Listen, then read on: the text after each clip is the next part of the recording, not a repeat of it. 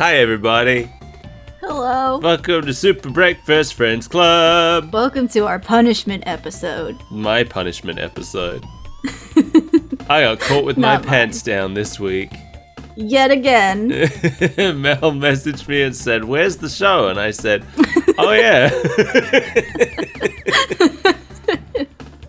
We're recording early because I can't trust that my apartment won't be on fire when we usually record. So. Yeah. So for anybody who isn't in the Discord or doesn't follow the the Blue Sky feed, we didn't have an episode last week because of various natural disasters that befell us. I had a lightning strike that took my internet out for 5 days and 5 nights. And my apartment flooded, essentially. So Mel's had industrial fans running at what I thought was an exaggeration of 80 decibels, but was in fact factually accurate. Well, actually, it's underselling it, because that was the decibel rating after I turned the one right next to my bed off for the night. So That's through a closed door, and in the hallway it was reading at 80 decibels. Wow. It was a lot. So I said, when I realized we were recording today and I had prepared nothing, I said, I don't know, what could we do that I could do on short notice? And then Mel said, Donkey Kong Country. So here we are. Here we are. Well, to be fair, all I said was Donkey Kong. Yeah. But I knew which one you meant. I still got you to clarify. Yeah, I forgot the Supercade existed, but as I said, that is a punishment for both of us. But Donkey Kong's been on my mind anyway, because of the new game coming out on my birthday. Did I tell you that? Yeah, Donkey Kong's, I think you did? Oh, yeah. No, you were talking about something else that they were releasing on your birthday, I think. Just like information, maybe. I think initially I just saw that the Amiibo was coming out on my birthday, so I maybe told you that. And then I realized that the whole game was coming out on my birthday. Not that I can play it, because I don't have a Switch 2. So it feels like a taunt more than anything. But I am stuck on the fact that you just said they're still making Amiibos. I didn't know that was a thing. I think they make like one a year now. I thought they'd given up. No, they don't do whole series like they used to. You won't get like the Smash Brothers series or the Mario series or anything, or the Animal Crossing series. They don't do like 20 Amiibos for one game anymore, but right. Every now and then they'll bring a game out and there'll be one or two. I think Monster Hunter Wilds had a couple. Or maybe it was no, I think I might be thinking of what was the one before Wilds? World? No, in between them. Rise. That's the one. There's Magnamalo and a Palico. Yeah, and I think Malzeno. I think the dog as well. I can't remember the name of it. Looks like there's a few. Yeah, so they still make Amiibos sometimes, and I kind of want the one for the new Donkey Kong. It's cute. You know what we haven't done? What? Play the theme song. Oh shit!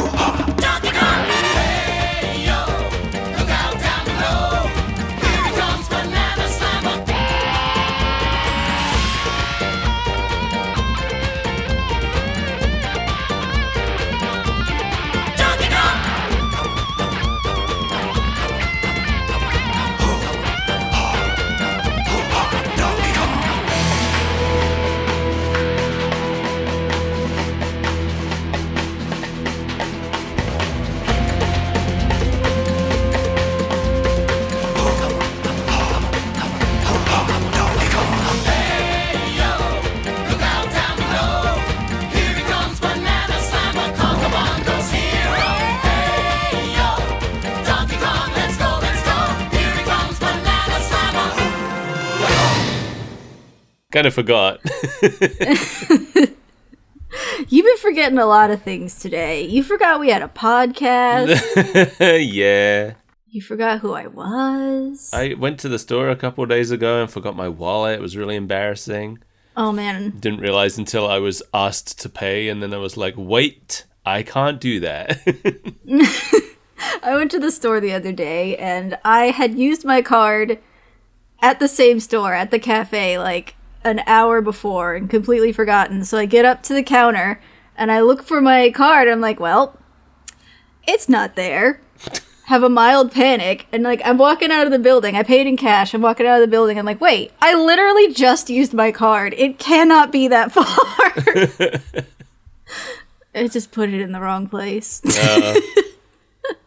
When I was eating ice cream yesterday, I lost my sunglasses for a second. It turned out there are like 5 different places where I'll hang my sunglasses when I don't need them. Sometimes I'll put them on my head. Sometimes I'll put them in my like breast pocket. Sometimes I'll dangle them from my bag. This time I had dangled them like from my jeans pocket.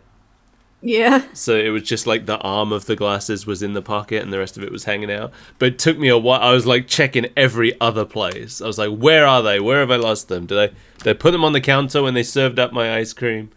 They were in your pants. They were in my pants. So this episode is called Barrel Barrel. Who's got the barrel? Are we unhinged today? This might be a long episode, but not because we're talking about the show. Because we're talking about everything but the show. I feel like I haven't gotten to talk to you in forever, even though we were just playing Repo last night. Yeah, I know. Yeah, it feels like it's been a while, because we haven't done an episode in 2 weeks. That's what it is. That's our socialization. This is just becoming part of our routine now. I guess. We don't do it for a week, and suddenly we're like, oh, God, what happened? Something's missing from my life. Mel, I miss us. I miss what we used to be when we were watching Donkey Kong Country. You know, I went back and I looked at our other Donkey Kong Country episodes. Most of them are about an hour long. But the first time we looked at this show, we went on for 2.5 hours about it. That's about the same length as our Five Nights at Freddy's movie episode. What were we even saying? I don't know. I guess we just had a lot to say. I mean, that was when we talked about all the, like, Le Planète du Donkey Kong and stuff. That's true. There was a lot to say about that show. The specter of that still hangs over this show every time I watch it. I was like, I wonder how racist this was before. Oh, before they rewrote all of it? Yeah. Yeah. And we're still on those episodes as well, the ones where they had to rewrite it based on the storyboards they already had. Right. So this one was the 4th episode they made, but when it aired in America, it was the 25th episode they showed.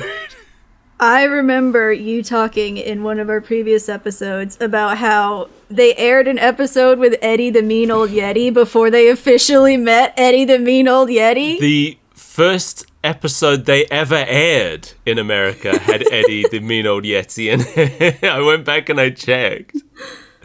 They started the show off with Eddie present, and then they introduced him 25 episodes later. Good job. Yeah, so this aired in France on September 11th, 1996, and in America on December 28th, 1998. More than 2 years later. They had 2 years to get their shit together, and they still didn't. Yeah, no, this is the episode that introduces Eddie, so that's why we're watching it. I was just thinking, when I was watching the intro, it's been a while since we've seen Eddie. I wonder what he's up to. Oh yeah, because I didn't tell you that's why we were watching this one. I just threw one in there. Yeah, I guessed. So we open with Donkey Kong staring at himself in the mirror, feeling ugly. He looks exactly the same. Yeah, I thought it was going to be another haircut episode or something. Yeah, because he's talking about it. He's talking about getting a haircut. Yeah, it's like the exact beginning of the first episode. This reminded me, with Diddy sitting there like complimenting him while he feels ugly, I was reminded of before when we talked about how sometimes it feels like Diddy is secretly in love with Donkey Kong and that's why he doesn't like candy. He's trying to break them up. Yeah, for a little bit, I was a bit scared that we were going to watch him get another haircut, because I did not like that. You did not like seeing the truth? I didn't like his oddly shaped skull, no. I didn't like the way this scene ended, personally. I can't show up looking like a big hairy ape. But you are a big hairy ape, DK, so don't worry about it. Just be yourself. You mean a big hairy ape? It was really dumb. It was like a sitcom moment, but there wasn't actually a joke. Yeah, yeah. But they were both laughing, for sure. Yeah, so that's our signal that we were supposed to. Then we go to Donkey Kong and Candy having a meal, and there's the joke is like they having to yell at each other because the table is really long, but we aren't shown that the table is really long until the end. I couldn't decide if it worked or not. I had the exact same feeling, because, like, I do love that setup of a joke, where it's two people at one of those long, like, vampire tables, where you have a whole banquet set out, because it's funny. It's funny, but I don't know, with zero setup like this, it did feel a little bit... Because, like, when you find out, you're like, oh, okay, I understand why they're screaming now, but it's really irritating when they're screaming before. Yeah, that's the problem. It's like... It's when there's no setup to it, it was just kind of confusing. Yeah. And then the reveal... But I can't decide. Like, I don't know. Is the reveal funny? I don't know. It would have been funnier if the table was normal, I think. It's Schrodinger's table. Is it a funny joke or not? Because you do, like, when they start yelling at each other and not being able to hear each other, the immediate thought I had was, is this table really long? But then I was just like, did they show us the table? Do we know that and I instead of just like enjoying the joke, I ended up rewinding a little bit to check if I just missed something. I had a little bit of a crisis. I didn't know what to believe anymore. But I don't know. I think if it was me, I would have made the reveal that it was just a normal table, and I think that would have been funnier. I was half expecting there to be like some kind of noise going on off camera or something with the setup. Or what if I can't hear it, but maybe they do. What if it sets you up to think that they're at a really long table like that, but then the reveal is that they're like on separate tables on different beaches yelling at each other? I think that's dumber. I'm gonna have to say that's pretty stupid. Yeah, but if you're gonna go this stupid, let's go stupider, you know? So Bluster arrives in a helicopter purely to assert his status as a sex pest. Right. His bossliness. He tries to demand that she either get back to work or go on a date with him. Yeah. We've talked before about how Donkey Kong and Candy's relationship doesn't feel super healthy. Right. Bluster asks her what she sees in Donkey Kong, and she struggles to think of an answer. At first, the first thing she says is like, he's a big hairy ape. That's why I like him. And Bluster is not a big hairy ape. I'm like, at okay. First she just kind of stutters a little bit. She's like, I don't know. I'm getting to it, okay? I'm getting to it. Okay. So she tells us he's a big hairy ape. I'm like, you go, girl. Somebody needs to love the big hairy apes of the world. And then later, she's like, well, he's going to be the future leader of Congo Bongo. I'm like, there it is. Yeah, there's the real, yeah. Yep. So anyway, Bluster decides he needs to become a big hairy ape too, so he gets a huge pompadour. I love a comically large pompadour. Oh, I know you do. It's my favorite thing about Japanese delinquents. Yeah, and that's where the real truth comes out. She wasn't going to say it in front of Donkey Kong. She's like, listen, I'm dating the future ruler of the island. She just wants to be ape royalty. Yeah. Just got distracted looking at that funnel of a hairdo. So Bluster decides he needs to be the future ruler of the island, so he sneaks in to steal the crystal coconut, and he sings a whole stealth song about it. Here I go creeping crystal coconut and candy come around. Donkey Kong ain't good enough. Anyone can see that the only ape for her in Congo Bongo is me. Look at Cranky sleeping hour after hour. When I get the coconut, I get the power. Everything I want and everything I need is shining right in front of me to satisfy my greed. I kind of loved it. Yeah, me too. I love whenever a character is performing stealth while singing to themselves. It really makes me like it. It was The Emperor's New Groove. I think it's a great joke where he's like sneaking away with Cusco in a sack and singing. It's great. I appreciated that the songs in this one were more like spoken word instead of the irritating crap they usually give us. Except for that pirate song that was awesome. Yeah, that was great. That was the best song in the whole show. It was so good. Ailstorm did a cover. Yeah. Although I think they do a cover of any pirate-themed song they can find. Did they do the Lazy Town one? Yeah, of course they did the Lazy Town one. Good. Yeah, and I think I relate to this because whenever I'm doing stealth in a video game, I'm usually singing to myself as well. So. You either gotta be singing or you have to provide your own music in some way, like da da da da da da da da. My go-to, if I'm sneaking around, my go-to is just to be like running between hiding spots, going dun dun dun dun dun dun dun dun dun. It's gotta get the Metal Gear theme in there, or it doesn't feel like stealth. Well, you know that Snake is doing that in his cardboard box. Yeah, that's why he has that voice. This confirmed a question I had last time we watched this show, actually. That Cranky tapping on the floor with his cane is what opens the globe for the crystal coconut to come out. I did not even absorb that bit of information. Yeah, he does it in his sleep, and then the globe opens up. What a terrible system. I know. And like, everybody knows where he hides it at this point. I think it's time to get a new hiding place, Cranky. Well, like, he did it by accident the last time we watched this show. It just wasn't clear. He did it by accident this time, too. But he was awake last time. It's worse. So, yeah, Bluster has the coconut now. Donkey Kong has a bad dream that someone stole the coconut. So he and Diddy go to Cranky and wake him up in the middle of the night. And the dream was real. Oh no, Donkey Kong is an occult freak. Like we didn't know that. In the new game, he turns into a zebra. How wacky is that? That's a cult if ever I've heard it. Did you hear about the zebra that got out? It was like somebody's pet zebra, and they had only just gotten it in Tennessee or something, and the zebra escaped. And there's just a zebra on the run for like a week. And there's a video of them airlifting the zebra, and he just looks so chill. That sounds awesome. Good for him.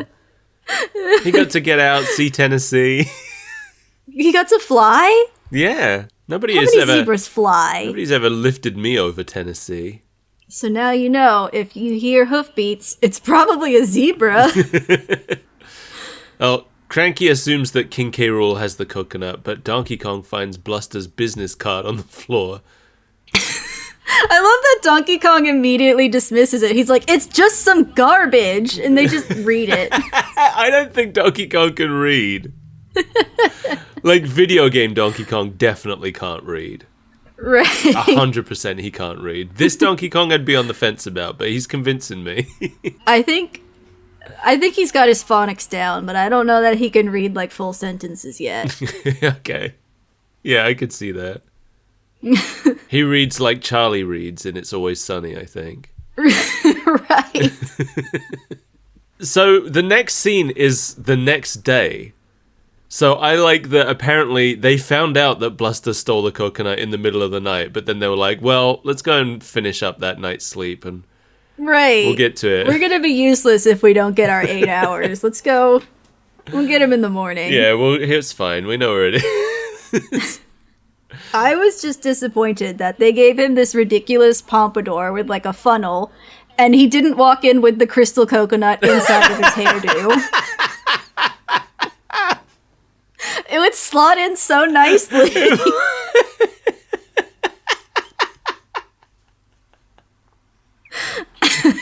That would have been really good, yeah.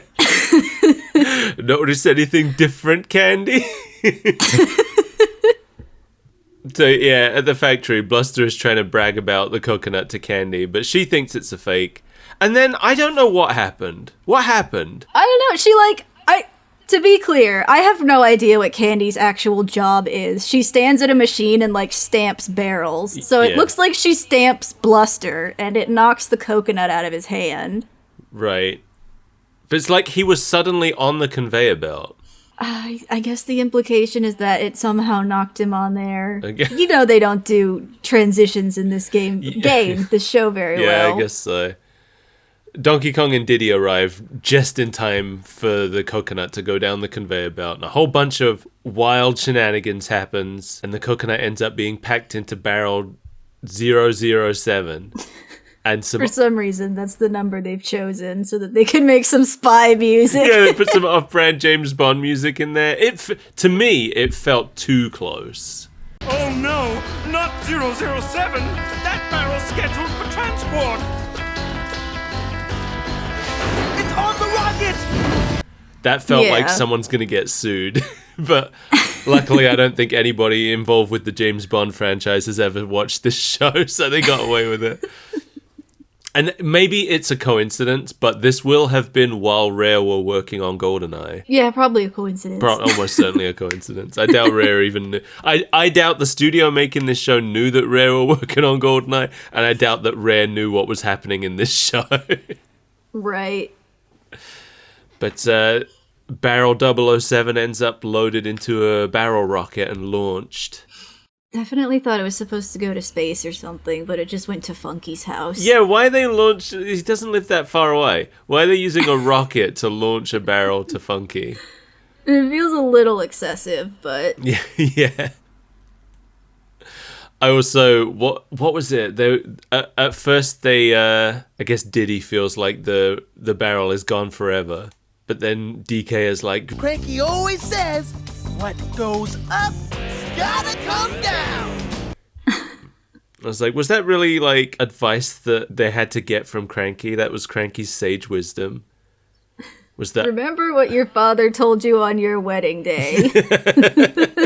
Remember the advice your father gave you on your wedding day? If you ever travel back in time, don't step on anything, because even the tiniest change can alter the future in ways you can't imagine.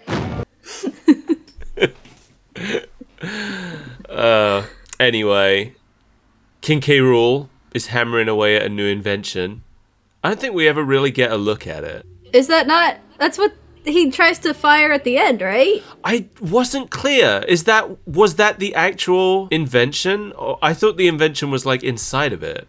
I'm pretty sure the invention was the satellite itself, because Clump talks about... Yeah, but I thought the satellite was inside that barrel contraption at the end. I assumed that was the entire satellite. Maybe. I mean, I guess the barrels were completely empty in the end, so... Right.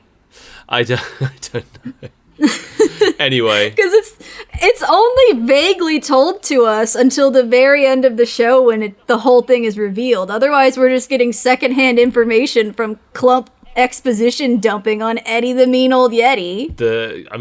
You say when the whole thing is revealed. I would say when the whole thing falls apart. And by that, I mean both the invention and the story of the episode. Anyway, Clump comes in to the, factory. I guess the Kremlings live in a factory in this show. I know we've expressed confusion about it before. Yeah. But they... How did they know that the coconut was already missing? He's got spies. Why did they come to Bluster? It's got spies everywhere. Well, why didn't they go take the coconut while DK and Diddy were sleeping? Because they're spies, not thieves. They haven't got thieves everywhere. They've just got spies. The spies report back. It gives them 8 whole hours to do something about it. I don't know. Clump comes in. And also, Clump tells K. Rool that the coconut was launched in the rocket at 0100 hours. Now, that's incorrect military time, because 0100 hours would mean 1 in the morning. Yeah, what the hell was that? That was somebody closing their door in my building. Yeah, I don't think it's supposed to be accurate. It's just supposed to sound like military. Yeah, but so the if we're assuming that it's just like incorrect military time, we're assuming that the implication is it was 1 p.m, which means that the Kongs didn't go looking for the coconut until well after lunchtime. Like, all right, we've got our 8 hours of sleep. I'm going to have a relaxed morning, going to have a nice breakfast, stare at myself in the mirror and complain about how ugly I am for a while. But, like, we can't leave too early because then I'll start getting peckish around lunchtime. So, like, let's just do it after. Yeah, let's just have lunch. And then we'll go. It'll be fine. But they still burst in running when they get there. Well, they have to keep up appearances. We only just found out. Bluster is refusing to tell the Kongs where the rocket was going.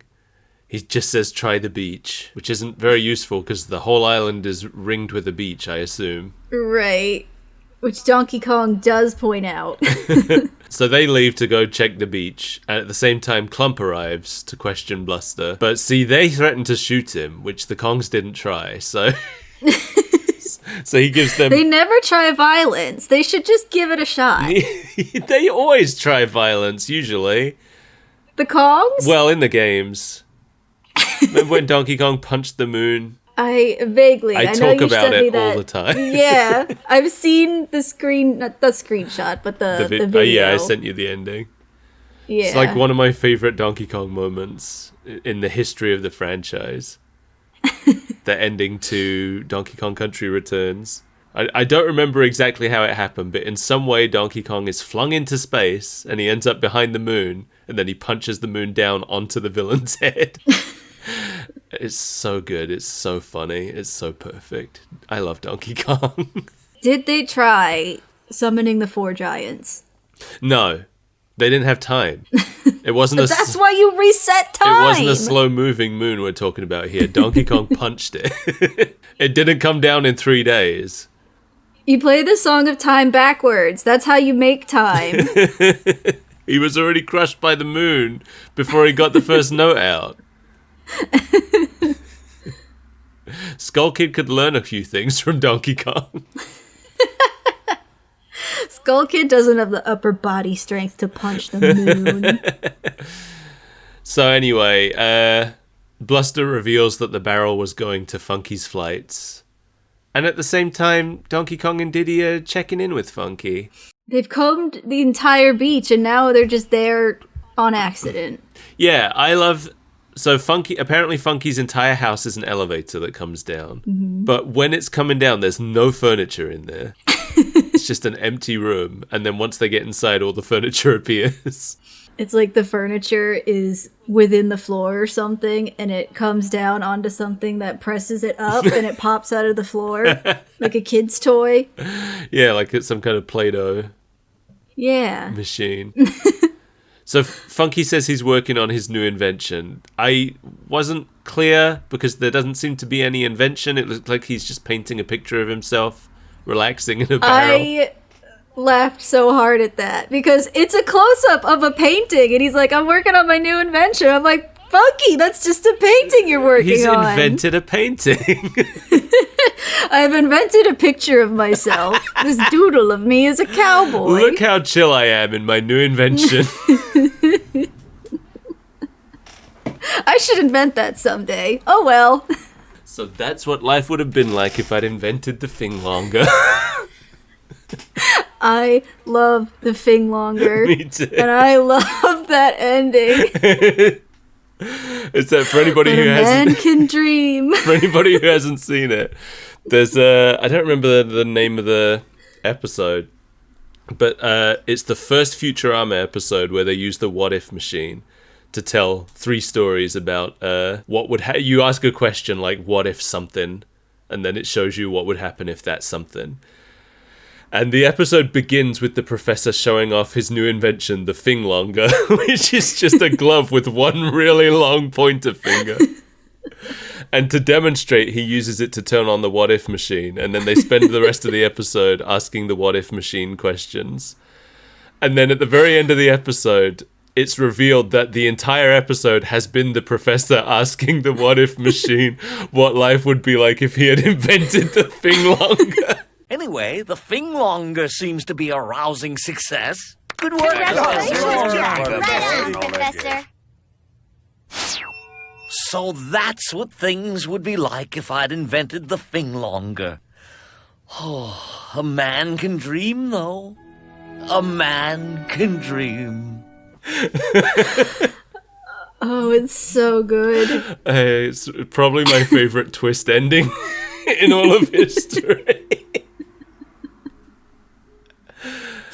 For the stupidest invention ever. It's the far-flung future where they can go to space routine. And he wants to invent a glove with one long finger.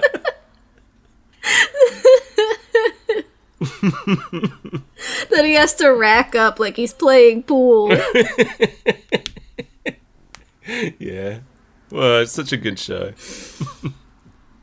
But anyway, back to this show. Anyway, so Funky says that his banana delivery showed up today and it was empty. He doesn't mention at any point that there was a crystal coconut in there. I thought for like half of this episode that the reveal was going to be that it never ended up in the barrel in the first place. I didn't know what to expect. Because, like, I don't know, maybe he just went by weight. And even though he heard something clunking around in there, he's like, that doesn't sound like a banana. It doesn't sound like 500 bananas. Anyway, into the ocean. Yeah, so he said first he says that he returned it because it was empty. He says that he returned it because he doesn't want to get cheated and, like, wants his money back. But then we find out he did a barrel roll in his plane and it just fell into the Arctic. Yeah, and then he was just like, oh, well, whatever. I guess that's returned. It's returned to the earth from whence it came. It's no longer my problem. I don't have to think about it. So now the barrel is somewhere in the White Mountains. So Funky takes them there in his plane, but they're being tailed by Bluster in his helicopter, who also still wants the coconut. I just love that at this point, the crew is very familiar with Eddie the Mean Old Yeti. I guess from Legends, because they meet him and they're like, oh, this is that person that we've been referring to by name this entire time. No, that's not what happens. It's not? No, what happens when they find it, so they find him in a cave because they hear noises from it.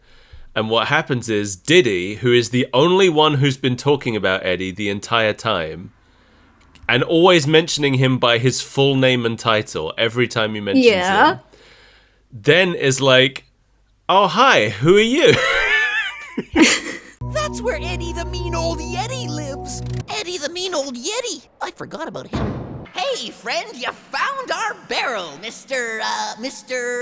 That's what I mean, though. Like, they find Eddie the Mean Old Yeti, who we assume that they are familiar with. Right. And he has no idea. I'm very confused. And then Diddy's just like, I don't know who this guy is. Please tell me. And then they also ask, why do they call you the Mean Old Yeti? And he's just like, I don't know. Like, Diddy knows so much lore about this man that he knows nothing about. Yeah. Well, then they apparently find out why they call him the Mean Old Yeti, but we don't really see it. He yells one time and they run away. That's about it. And he yelled because he burned himself with the match that they gave him. Right, they swindled him. They gave him a bunch of matches for a crystal coconut. No, they gave him one match. I thought they were going to give him 5. I thought Oh, that is was that like what part they of their said? whole weird spiel. They did sing a whole song about it, and I kind of tuned out. So, yeah. Yeah, they... Because you're right, they did only end up handing him 1, but at some point I swear that it was up to a whopping 5 matches. Maybe. I just remember that at the beginning of the song, it was just like a match. Play the song!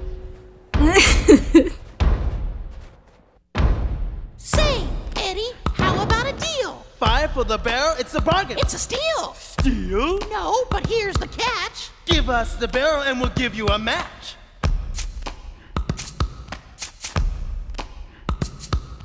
Matches give you fire, and fire gives you light. Will the barrel keep you warm on a cold winter's night?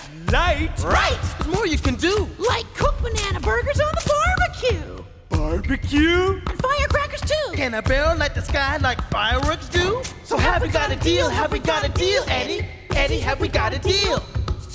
So have we got a deal? Have we got a deal, Eddie? Eddie, have we got a deal? How do I get this thing to life? Gotta move it, gotta shake it, gotta scratch it just right. They trade the barrel for, I thought, a match, but maybe more than one. I don't know. I mean, we only see one match, so I'm willing to say it was just a single match and that they really are just the dirtiest swindlers on Congo Bongo. But he just holds the match until the fire reaches his fingers, and then he yells and they run away, saying, now we know why he's mean. Right, after they've stolen the crystal coconut. He's mean because he yells when you burn him. Sit there and take it, Eddie. What a jerk. Yelping in pain just because we allowed fire to singe his precious fingies. Right, and they knew. They knew when they offered to give him a match that it was going to burn out almost immediately and probably hurt him, and then he has nothing to show for it. That match is also like, the fire coming off it is huge and green. And it's like green, yeah. Like, what do you have to burn for it to burn green? Maybe it's just all the methane in the air around Eddie. I don't know. I don't think methane burns green. Well, maybe when it's coming out of that guy. Green is the copper and boron. Oh, he's got a lot of copper farts. Anyway, Donkey Kong and Diddy fall in a pit. And those eyes, those cartoon eyes looking up from the pit. I laughed. They are not their eyes. No, they aren't. They aren't the same shape. But they looked like Banjo-Kazooie googly eyes, you know? Right. They look like the kind of eyes that would be on an orange in Banjo-Kazooie. Or be on literally anything. Yeah. So now Bluster has the barrel, because they fell in the pit, but the barrel didn't go with them. Who does that? Just walks straight into a pit. What kind of loser pushing a cart just walks into a pit and their head gets stuck somewhere? So me and Mel have been playing a lot of Repo, which is a really fun game. I recommend it. And last night, Mel walked into a pit. I was pushing the cart, and I hadn't been in that room, so I didn't know in the center there was a teeny tiny little hole that I perfectly walked into. The cart gently floated to safety, but my head could not be found. Yeah, the hole was until it reappeared on the ship. The hole was small enough that the cart didn't fall into it. And we hadn't really... It was Mel-shaped. We hadn't really dealt with any enemies up until that point, but then while I was searching for your head, they all showed up. Every guy. The enemy, as it turns out, was hubris. It's like the Enigma of Amigara Fall. It was perfectly my shape, and it called to me. So, Clump shows up, and Bluster hands over the barrel way too soon, I think. I mean, they do stick him up with guns. I guess that's his weakness. Getting shot with guns. Getting shot! It's a lot of people's weakness. Every time they get him to give up the goods, it's because of guns, I guess. They've held him at gunpoint. What are we teaching our children with this? Violence is the solution. But he agrees to hand over the barrel, and Clump is like, good, I didn't have to say fire, and then the Kremlings just start firing wildly into the air anyway. I didn't hate this part, but, like, the Kremlings are facing in the wrong direction to be firing, so it stops being funny when it becomes too incompetent. I mean, they're just firing everywhere. They're not even firing at Bluster. They're mostly firing into the sky. And his hair gets eaten by the little claptraps. Oh no, not the pompadour. This is the best thing about him. I forgot about the microscopic claptraps that this show really loves. I didn't. The second they brought guns up, I was like, do those fire bullets or just dumb things that eat stuff? Yeah, I think they all just fire bacteria-sized claptraps. Well, see, guns are violent, Mike. That's why we can't put bullets in our guns. Oh, I see. But we still need the guns. That's an important part of the story. They tried to do a joke with the claptraps, but it wasn't exactly a joke. No, it was bad. Yeah, I hated it. You know what I hate about hair? You eat a headful, and half an hour later, you're hungry again. My banana flip! I hate the claptraps in this show. What about that one that was like, I feel like he was more of a normal sized one in the pirate episode. Wasn't he like the parrot of the guy? No, the guy had a parrot. Oh, okay. I don't remember that episode very well. That one was fine. That's true. It's the microscopic ones that I don't like. Yeah. So yeah, Bluster's hair gets eaten, and then he, as he runs away, knocks the barrel into the pit, where suddenly Eddie just shows up in the pit with Donkey and Diddy, and he takes the barrel. Yeah, but then we find out that this pit also just dropped them, like, into the mine works. Yeah, yeah. It turns out that that pit is just a part of the whole island's minecart network, I guess. You're right. So they were never in any kind of peril. It's just that they were separated from the barrel. Just that they were looking up. Right. Also, can we talk about how Eddie the Mean Old Yeti literally slides into frame to catch the barrel? Yes. But I loved that. There's a few little bits of animation down in this.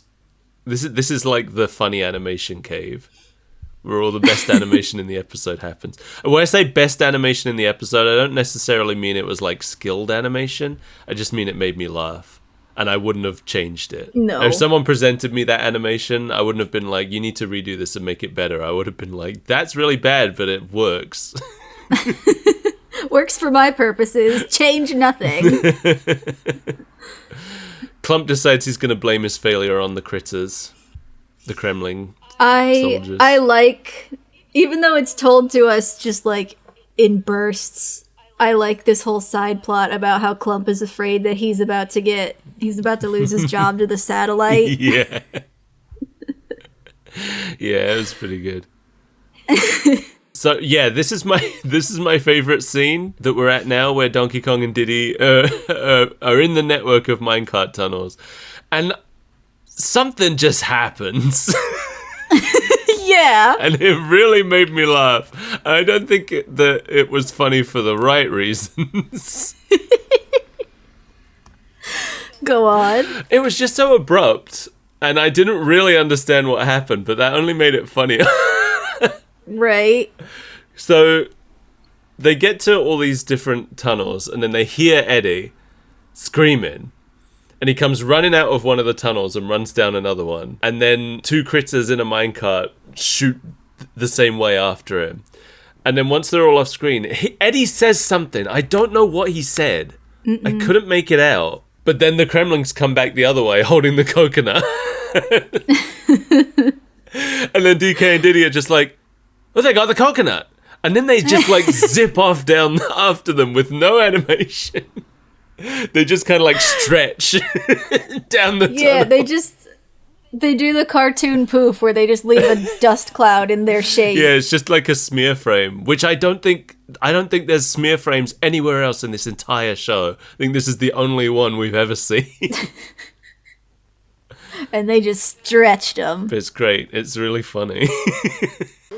What's that?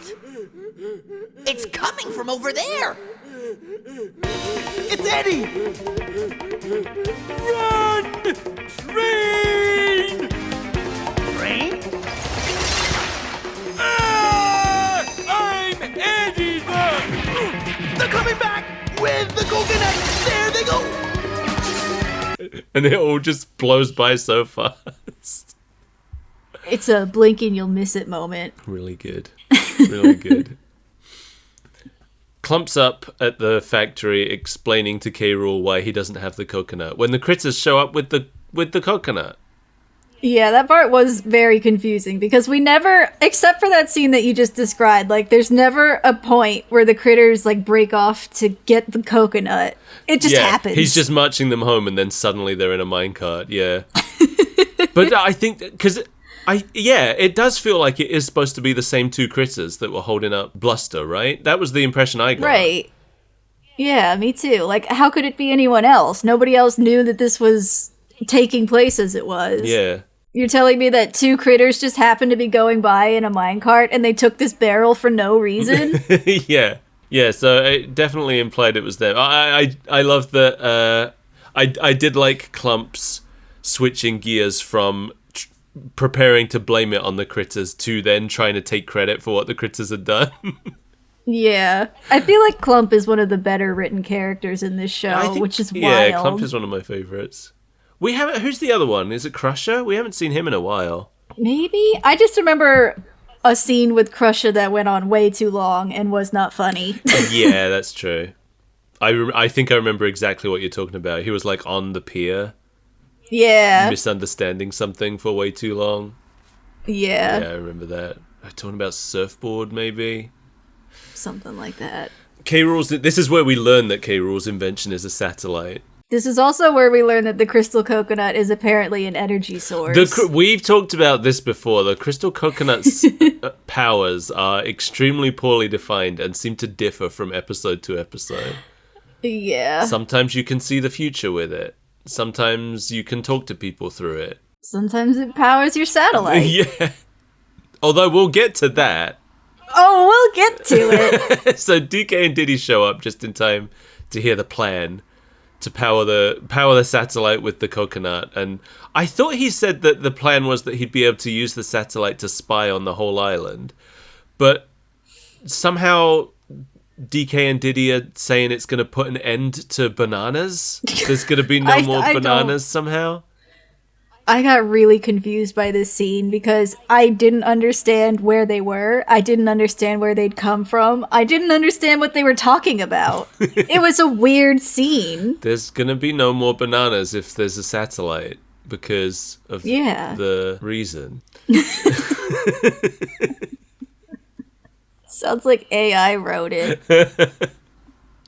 So the Kremlings go to the desert to launch the satellite. Remember the desert?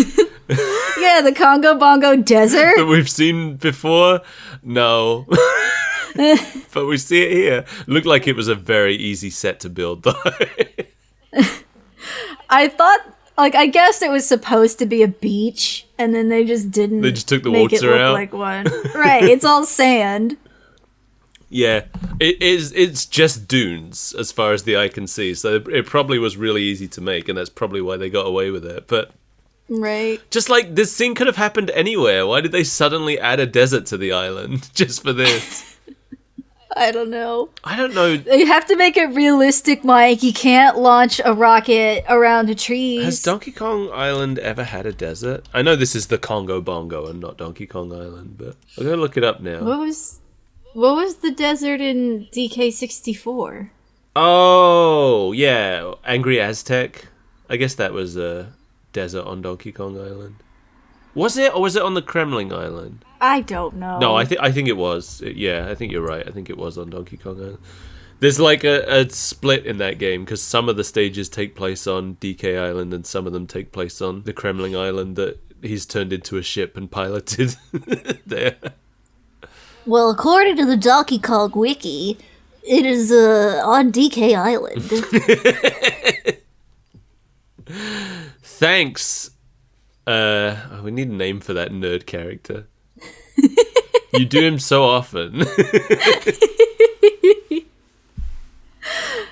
I don't know. I have a couple different flavors of nerd. But that's the one you pull out the most. That's the actually kind of nerd. Yeah, I'm looking at a list of all the places on Donkey Kong Island on the wiki here, and it looks like that's the only game where there was a desert. In all the others, there's not.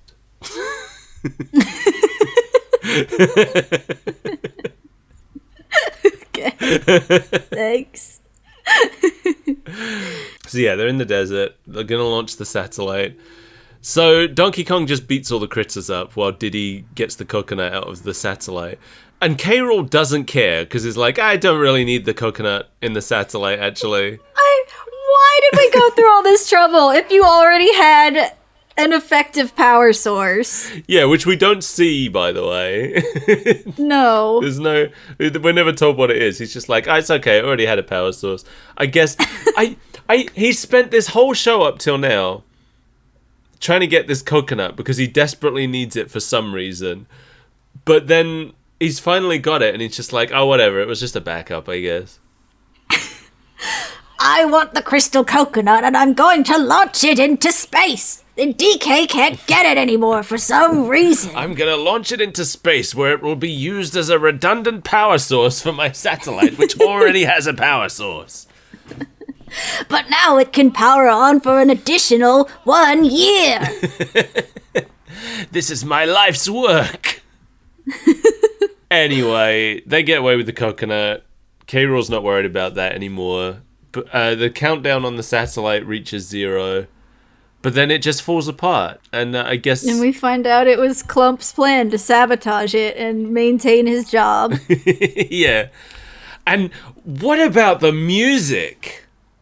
I liked it. The music as K-Rool chases Clump away. I'm going to play it right now. I guess you'll be needing my services after all. Sabotage! It was sabotaged! You! Loose, double-crossing, sniveling salamander! You slimy,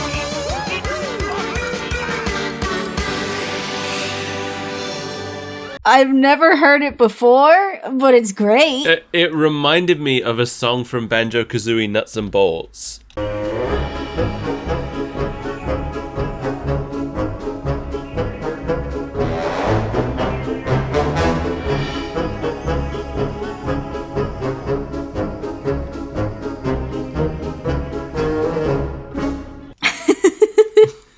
You see what I mean?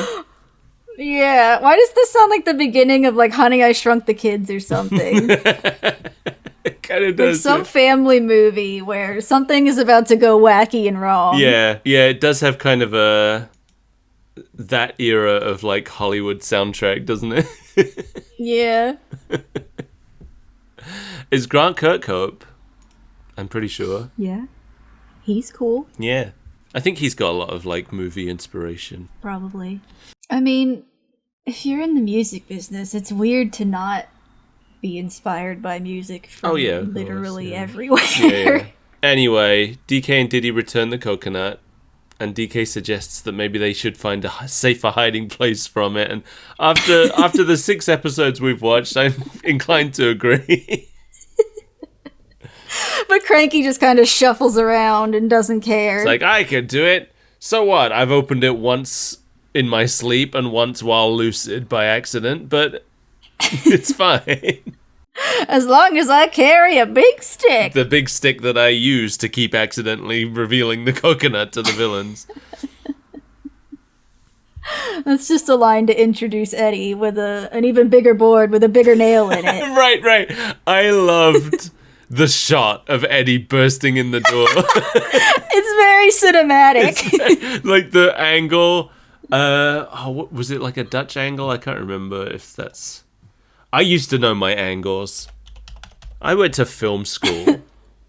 Acute, obtuse, hypotenuse. Yeah, it's a Dutch angle. That's what they did. It was great. It was great. Yeah, it made me laugh. And he's just wrecking up the joint and no reason is given. Like, I mean, they stole his coconut. They stole his barrel. No, they didn't. It was the Kremlings that took it. I guess he wouldn't know that they retrieved it. And he wouldn't know where to get it, even if he did. As far as he knows, the Kremlings took it back to the factory. Okay. But he's just like, you know what? You showed up to my house, burned my fingers with a match, and called me mean. So now I'm coming to your grandpa's house to wreck it up. It is their fault that ultimately the barrel has been lost from him. Yeah, I guess until Donkey Kong and Diddy Kong entered his life, it was just all barrels. It was a barrel of laughs. All barrels and frozen hinterlands. So that's it. We've reached the end. That's the end of the episode. We won. We beat it. We won. Did you like it? Yeah, it's fine. Yeah, I didn't hate this one. Yeah. It was, there was a couple of big laughs in it, for sure. Definitely my favorite scene is the bizarre minecart one. That's my favorite part. I love this show when it gets real weird with it. Yeah, when it's not even trying to hold it together. Yeah, like the barrel satellite. Right. Which, by the way, the barrel satellite is literally just a barrel with a bunch of other barrels stuck to it. Yeah, there's no inner machinery. We don't know what it was supposed to do. It doesn't even look like a satellite. It looks like some kind of barrel pine cone. Yeah, it looks like it's supposed to detonate and launch barrels, which is kind of exactly what it did. Well, that's why I kind of thought that this was just the launching thing. Like, those barrels were going to explode and launch the satellite into the sky. But we don't... I think that maybe that was just the satellite. Yeah. I don't think K. Rool is very intelligent, if I'm being honest. What? I don't think... That's crazy. Maybe his satellite wasn't even sabotaged. Maybe that's just what happened. I kind of thought that it was just what happened. Me too. They had to tell us that Clump sabotaged it, otherwise it is unclear.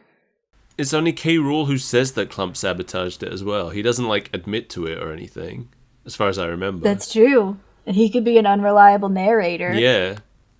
So we could just be taking K. Rool's word for this. And this is Clump slander. Yeah.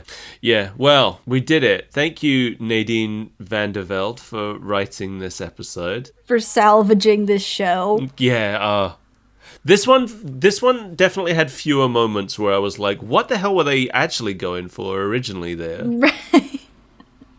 Because we've watched some episodes before where I'm so baffled by what's happening that I'm like, what was the original storyboard trying to do here that they had to move away from? But this one was pretty solid for the most part. Yeah, it seemed like it had a coherent plot. The parts that weren't solid made me laugh, so it was okay. One of the better ones we've watched. Yeah, definitely. And Eddie's here. And Eddie, like... The mean old Yeti? Yeah, Eddie, I think, was pretty popular in Japan. Why? I don't know, but there's a lot of Japanese Eddie merch that I've seen.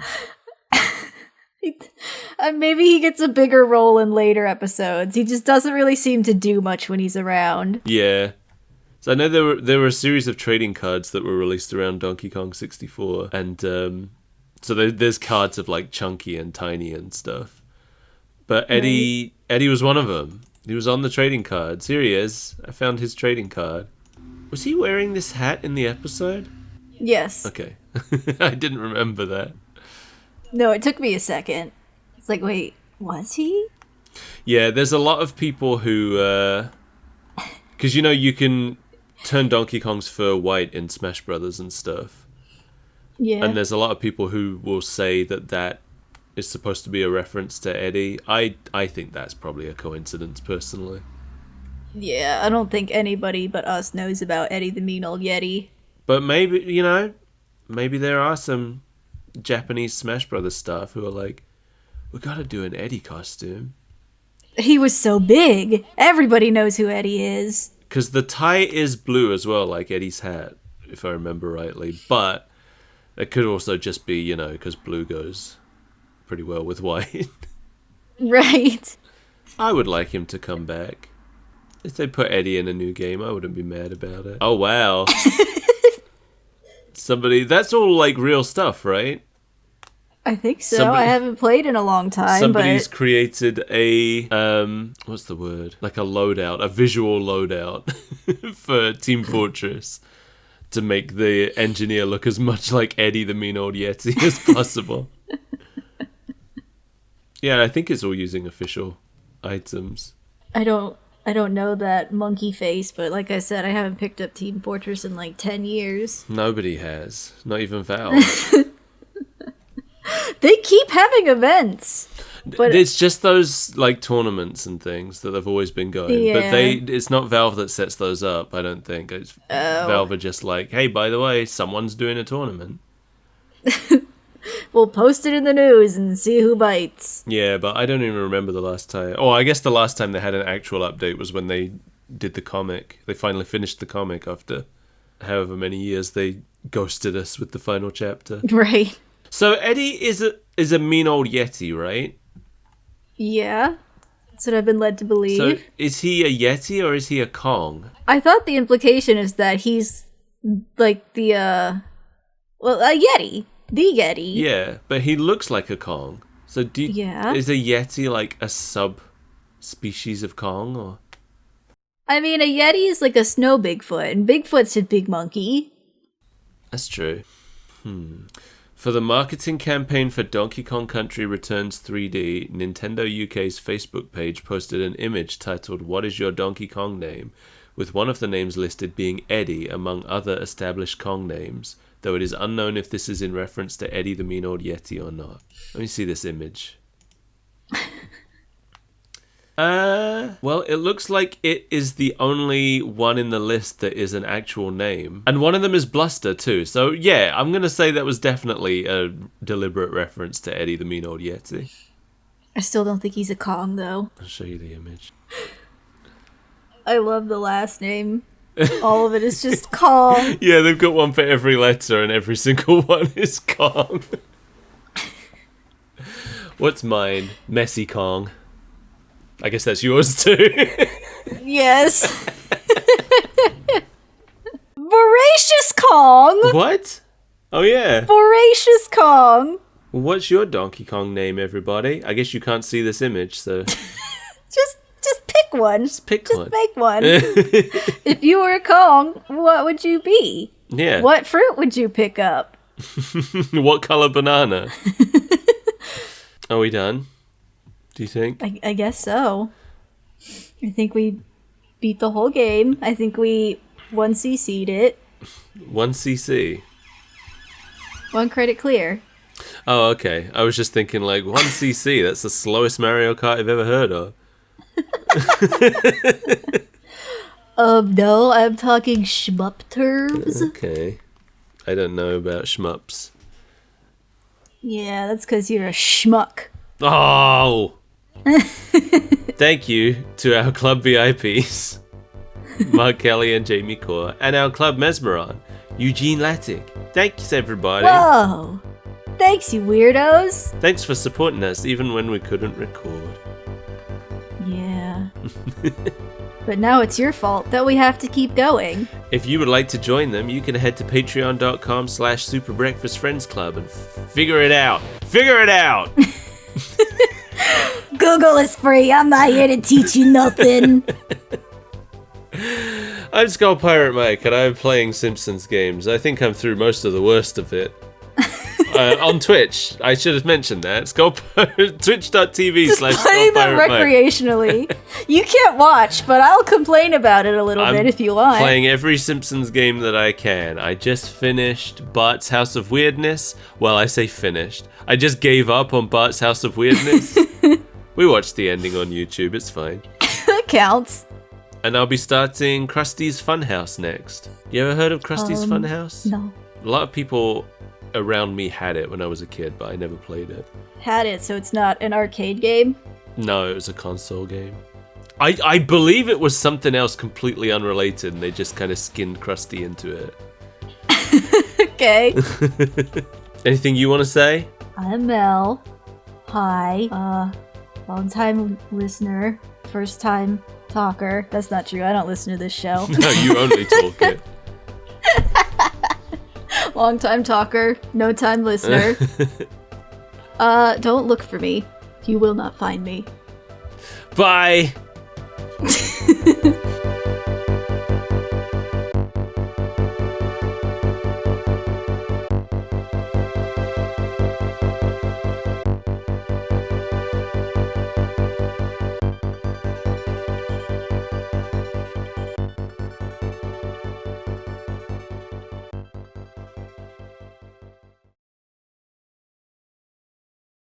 Okay, I did it again. Me too. Say the word sounds that I like to hear. Butts! You knew it. You knew my favorite. Yeah, I know. I know what you're about. and it's about butts. It's a butt bouts. Butt bout. That's my favorite game. You play the game ass first. It's a spin-off to Punch Out. Everyone has their back to you. Yeah. Okay.